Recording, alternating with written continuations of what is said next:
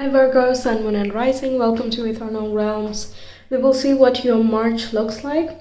First, I'm going to talk a little bit about the astrology because there's so much going on, and then we get into your cards.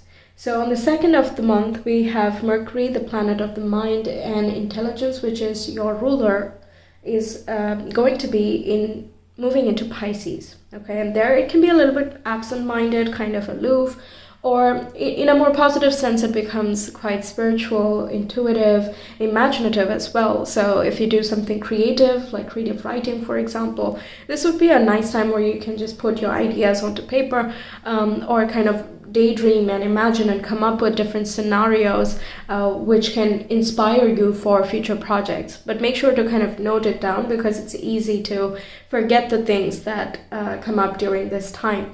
That is until the 19th. That's when Mercury is moving into Aries. And this is where I think a lot of us are going to be taking forward motion. We are putting things into action. We're taking initiative. We're being bold and courageous, confident in expression. And our, thought processes can be really like out there, not in a way that it's shaking up foundations or something, but it's really pushing past any self-resistances we might have. So yeah, if you are not able to do something in the first half, it's not a problem. Just go with the flow. That's exactly when Mercury is going to operate really well. And note down whatever you can, and there will come a time around 19th, 20th, and so on, when you can put these thoughts into action. Okay. Then on the 7th, we have a full moon taking place in your zodiac, which is a very important thing because the same day we have Saturn moving into Pisces, and it has not changed signs in 3 years, and it will be in Pisces for the coming 3 years. So kind of paired up. The moon is paired up with this Saturnian vibe of sincerity, responsibility, creating structures out of unstructured things. And you, Virgo, are about organization, efficiency, productivity, kind of streamlining the things that are ongoing, to make sure that nothing is basically colliding with one another, right? So I think you would work well with this vibe. So full moons talk about completion and fulfillment. The things that have been underneath the surface have a tendency to show up around this time. So any underlying health issues or spiritual, lack of communication, let's say, if you're not prioritizing your rest time, your intuition, things like that, then this would be the time that you feel a little bit of a discord. And the purpose of the discord is to go inward and see for yourself, kind of entertain what the universe is trying to show you, right? If it is saying you're not resting enough, and that's why you're feeling tired, or you're not able to organize as best as you can, don't force it. Just step back and be like, okay, so right now, I just can't for some reason. I just can't. Let me take a bit of a break and I will come back to it. And that's when it works out. Okay, now, in the third week, we have a lot of aspects going on between planets, and I will not get into all of them, otherwise we'll be here forever.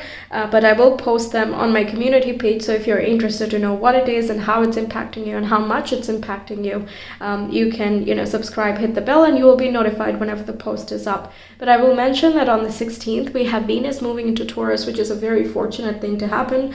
It has taken a while, it's gone around the zodiac, and now it's back into its home sign. So this brings us a bit of a luck and financial bliss and prosperity. Because it's a fellow earth sign, it's going to be benefiting you a lot more than some of the other signs.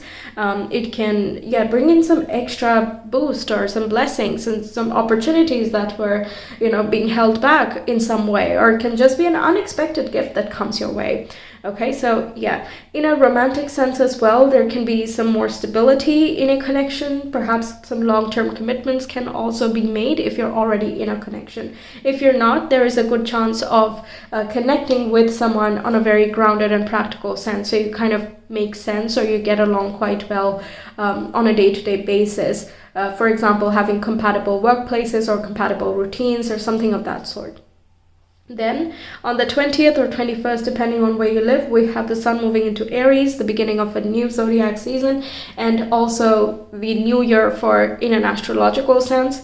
And also we have a new moon in Aries. Okay, so this is a very, very brand new beginning. So many of us can be starting something completely fresh in whichever house that Aries is in for you. If we go by the rising sign, then that would be your 8th house, and that can be that you shift your mindsets, you're purging something and you're done purging, old difficulties or attitudes, and now you're ready to cultivate something brand new. You have this, unexpected courage that can come up from behind the scenes. One thing to note, that in Aries season, you might feel a little bit on the volatile side, because it's in your 8th house. Also, because on the 25th Mars, the ruling planet of Aries is moving into Cancer, a water sign. So fire plus water, it's not really the most compatible thing ever. And there is a tendency to bring up suppressed emotions to the surface. Okay, so yeah, suppressions are not going to be expressing really well in this particular month, especially as we progress through the month. Okay, and the purpose of this is, again, not to be hurtful or anything, but rather to bring it to the surface for evaluation and closure, so we can move on in our evolution. And as long as we go with that flow, it works out well. Okay, then on the 23rd, we have Pluto, the planet of transformation and purging, moving into Aquarius, and that would be your 6th house. Yes, that would be your 6th house, and a couple of transformations.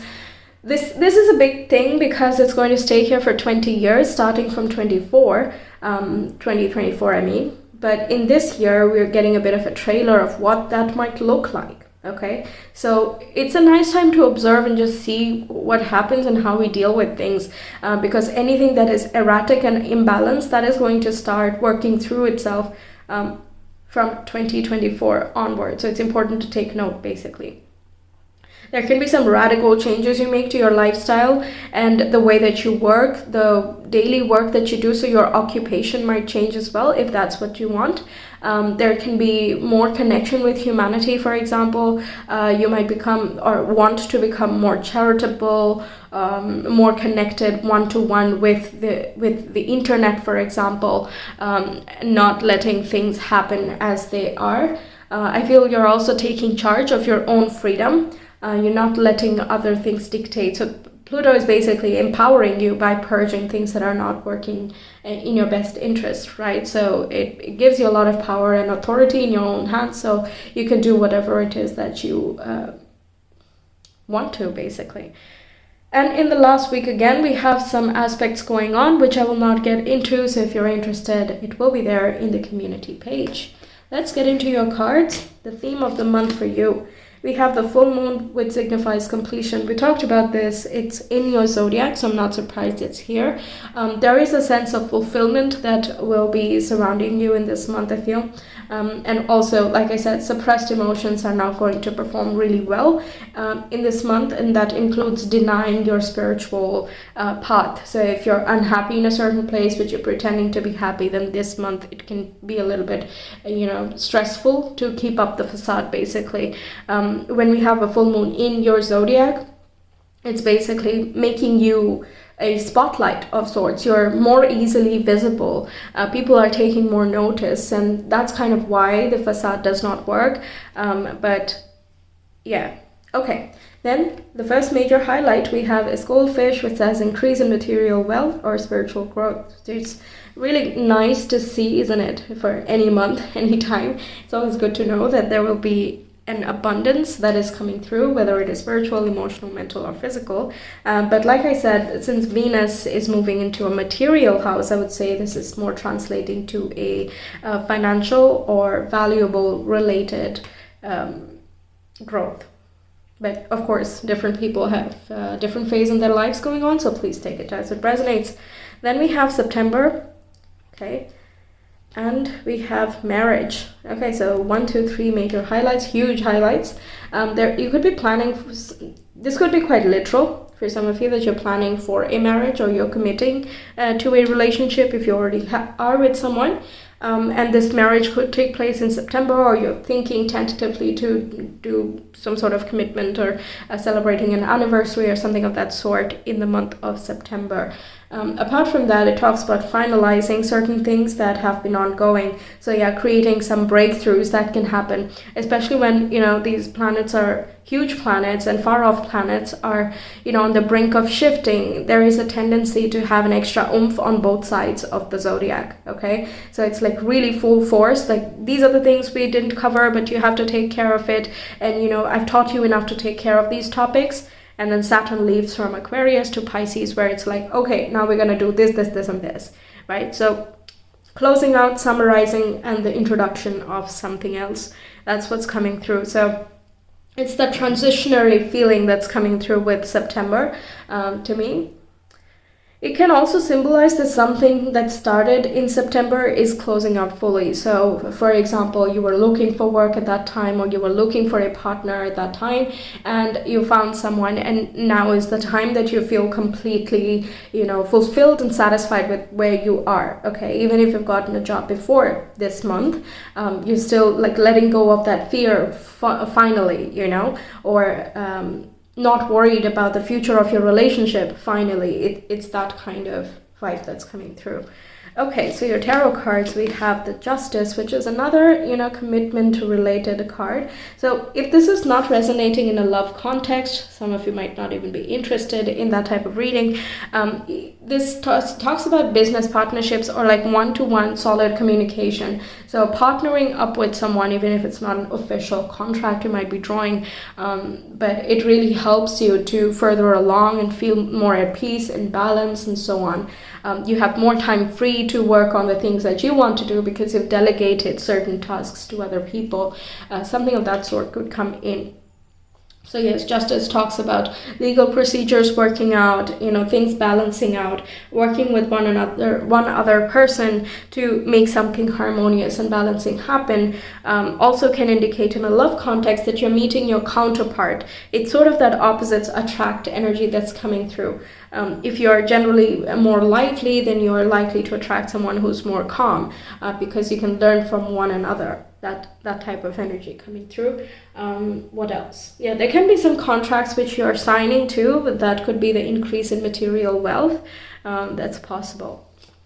Okay, then we have the Three of Cups, which is basically a reason for celebration, getting together with friends, having a good time, sharing a few drinks, just going out, just being social and enjoyable. And this also corresponds with networking. Like I said, you could be connecting on a broader scale with humanity at large. So on the internet, social media, for example, or it could be just one-on-one connections if that's what you prefer. But either way, there is a social air going on here, one-on-one and also in a group setting.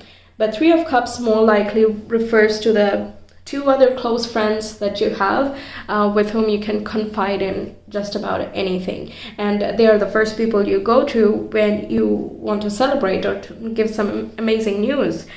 So yes, you're spending some time with them. Very nice. Then we have the Queen of Pentacles, which is an absolutely amazing card for businesses and prosperity, abundance. And this is kind of the Venus and Taurus vibe.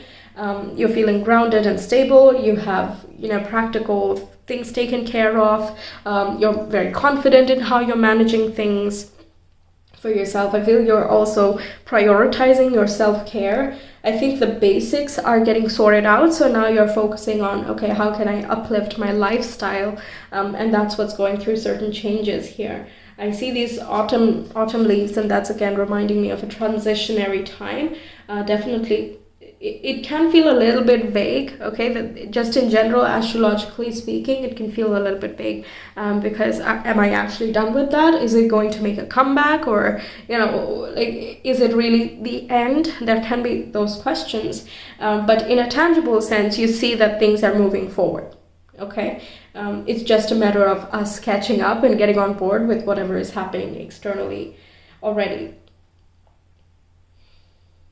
Yeah, and the Queen of Pentacles is also, she's able to manage the home, her health, her work, or her business. She can take care of others, but she can take care of herself, and she prioritizes personal self-care because otherwise how will you take care of others? And that's kind of what's coming through. It's a very balanced perspective overall. Yeah. Then we have the Three of Wands, which is a very nice sign, which indicates some positive messages coming through. Some confirmations might come in which you are wanting, or this can indicate that you're receiving signs that something is going in the right direction. So the signs help you feel more confident in what you're doing. I'm seeing numerically, I'm seeing 3 and 3 and 11. Okay, so these numbers could be something you see. Apart from that, this Three of Wands can indicate some short trips, some travel plans you might have with your friends, for example, and you have enough finances to feel comfortable doing that, or with some partner that you have, a very close friend, perhaps you're traveling as well. You might be going somewhere to visit your friends, for example. That's possible too. Apart from that, what else can we get? All of these cards, by the way, indicate a lot of spiritual growth. So if you are more focused on that side, then it shows good promise. There is some support from your guides as well.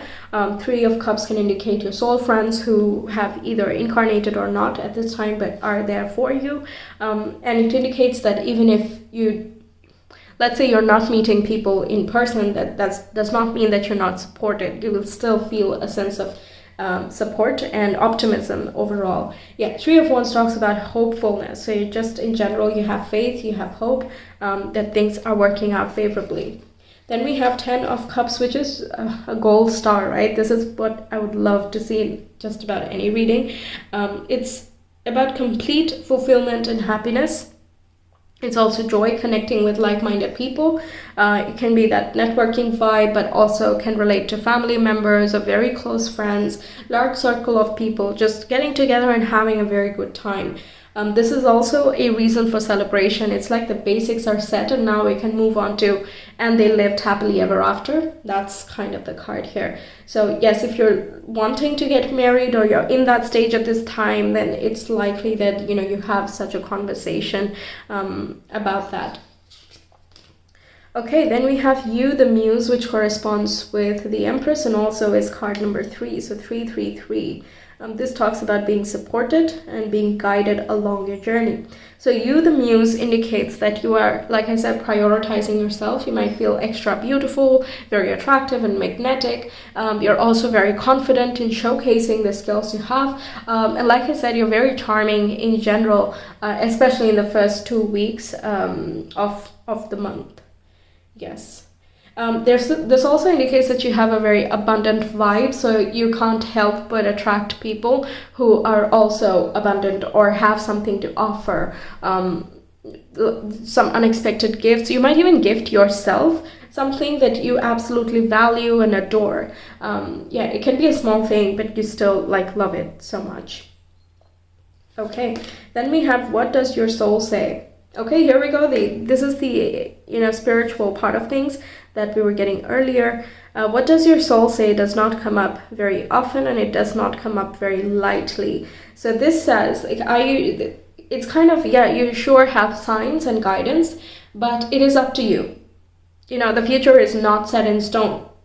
It never was and it never will be. It's just how much energy we put into something that just makes it more likely, but again, not set in stone.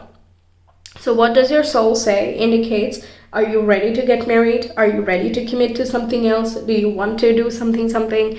Or do you want to just relax and savor the moment as it is right now? If that's your, method of feeling abundant, then perhaps that's what you are doing, right? If you think that resting for some time, working from home or being at home, taking a break, traveling, meeting your friends, etc., these things are valuable to you, then that's what you're experiencing. But it is very much going to depend on what your soul is saying. What is, by that I mean, what is bringing you real fulfillment and joy?